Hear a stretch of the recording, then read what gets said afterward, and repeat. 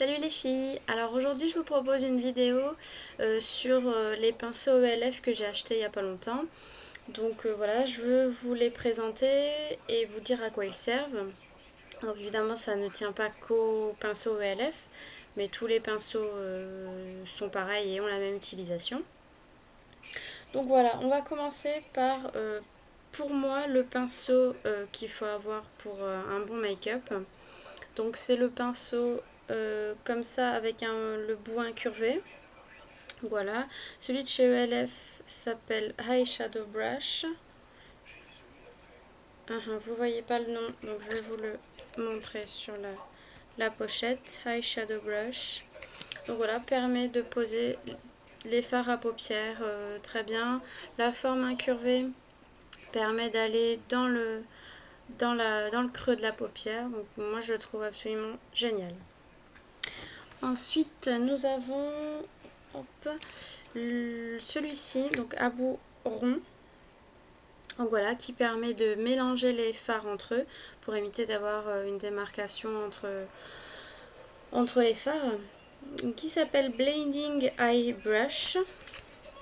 Voilà, Blending Eye Brush. Voilà, qui est très bien. Les poils sont souples pour ne pas trop effacer la couleur des fards, mais assez estompés. Donc voilà, nous avons ensuite ce pinceau là, biseauté, qui est fait pour les sourcils, pour dessiner les sourcils avec un phare. Il s'appelle Defining Eye Brush. Defining Eye Brush. Voilà, il est très très bien. Pareil, les poils sont souples. Il permet de ne pas mettre trop de matière sur le sourcil pour pas avoir un gros sourcil. C'est pas le but.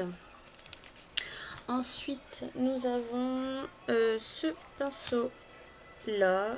Donc, un pinceau plat qui est fait pour mettre l'eyeliner. L'eyeliner en gel, donc qui se présente sous forme de peau. Donc voilà, moi je l'utilise pas pour ça, moi je l'utilise enfin si pour mettre un trait d'eyeliner mais avec des fards à paupières en fait. Quand je veux juste un trait de couleur au-dessus du cil supérieur, je le mets avec ça. Et il s'appelle donc Eyeliner Brush. Eyeliner Brush, donc voilà. Voilà. Ensuite, voilà, nous avons celui-ci. Donc celui-ci, je ne l'ai pas nettoyé, ce qui n'est pas bien. Qui s'appelle Concealer Brush. Concealer Brush. Qui permet de...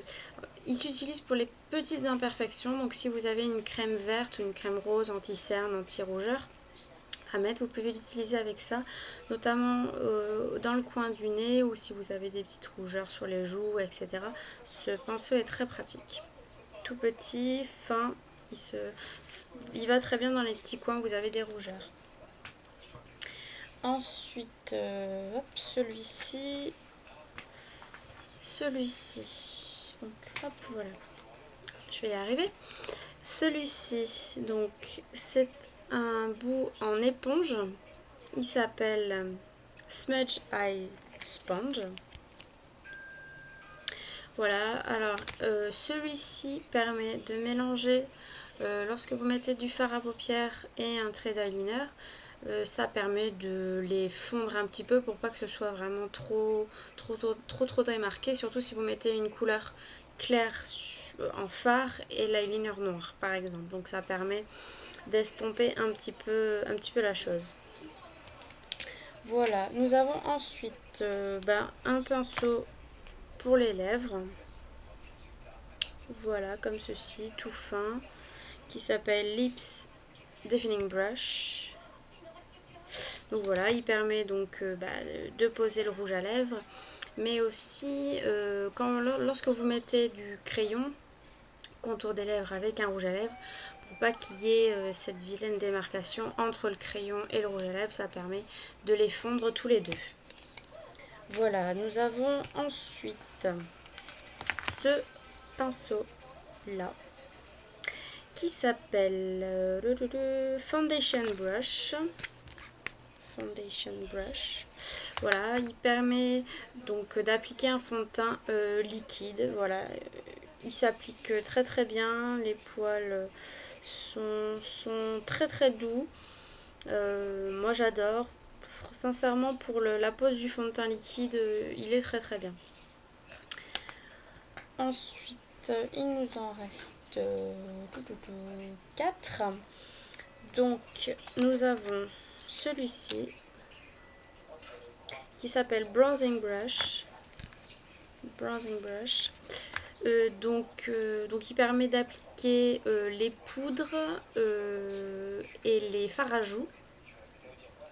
Donc voilà, Bronzing Brush, bon, vous allez me dire c'est pour la poudre bronzante, sauf que moi, comme je n'en mets pas, je l'utilise pour les fards à joues et la poudre. Donc voilà, poil également très très doux. Voilà. Nous avons ensuite le Total Face Brush. Total Face Brush qui se présente comme ceci. Donc également pour mettre de la poudre, mais c'est surtout pour... comment dire, c'est si vous avez une retouche à faire au niveau de la poudre, c'est pas vraiment pour en mettre, c'est juste pour... c'est histoire de faire une petite retouche, voilà, si vous avez une retouche à faire, celui-ci est très bien. Les deux derniers sont pour les cils et les sourcils. Donc, celui-ci pour les cils qui s'appelle Eyelash and Brow Round. Désolée, mon anglais n'est pas parfait. Donc voilà, il s'utilise après la pose du mascara pour écarter les cils et avoir un effet plus volumineux. Voilà, il est très très bien, hein, mais c'est à utiliser après la pose du mascara quand il est quand il n'est pas encore sec. Voilà, et pour finir, le dernier pinceau, il s'appelle Brow Comb and Brush. Hop, voilà. Donc il se présente comme ceci, donc avec deux brosses pour les cils et les sourcils. Donc pour les sourcils, c'est pour les brosser avant de mettre du fard grâce à ce petit pinceau biseauté. Et cette brosse là est en complément de celui-ci, toujours après l'application du mascara, pour ne pas avoir des gros pâtés de mascara pas très très beaux. Donc voilà. La présentation des pinceaux ELF est finie. Alors je voulais juste vous dire, j'ai gardé les petits paquets pour vous montrer justement les noms et pour les transporter quand je pars, puisque je n'ai toujours pas de trousse, donc il faut que j'en trouve une. Et je voulais également vous présenter le shampoing pour pinceau de chez ELF. Donc ELF, c'est le brush shampoo.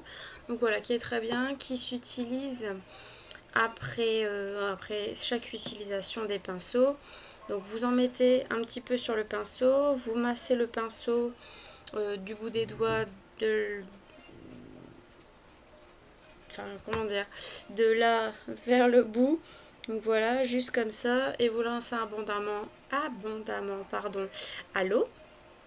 Et puis vous laissez sécher.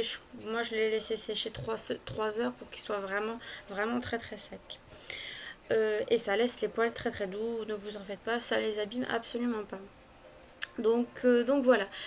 Les pinceaux, que ce soit chez ELF, chez MAC, chez Sigma, chez Réserve Naturelle, ils ont tous la même utilisation. Ce qui change évidemment, c'est le prix. Moi, chaque pinceau a coûté 1 euro. Chez MAC, c'est évidemment beaucoup plus cher et évidemment sont de meilleure qualité. Après, c'est selon vos budgets et ce que vous pouvez vous offrir. Donc voilà, j'espère que cette vidéo vous a plu et je vous dis à bientôt. Bisous bisous.